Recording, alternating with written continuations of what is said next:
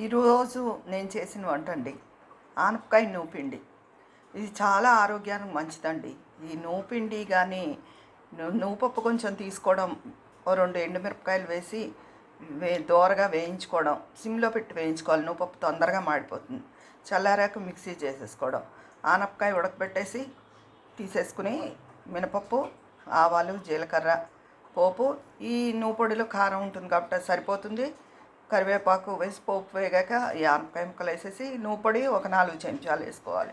చాలా రుచిగా ఉంటుందండి. తగినంత ఉప్పు వేసుకోవడం ఆరోగ్యానికి కూడా చాలా మంచిది. కీళ్ళ నొప్పులు అవి తగ్గుతాయి, మజిల్స్ గట్టి పడతాయి. ఇది పప్పు పులుసు అండి. ఈ పెసరపప్పులో హై ప్రోటీన్స్ ఉంటాయి.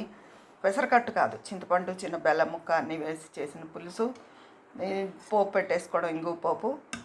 ఇది చాలా మంచిది. తర్వాత క్యాలీఫ్లవర్ ఆవకాయ పెట్టాను. చాలాసార్లు చూపించాను, అందుకని ఇంకా మళ్ళీ చెప్పలేదు. ఉంటాను.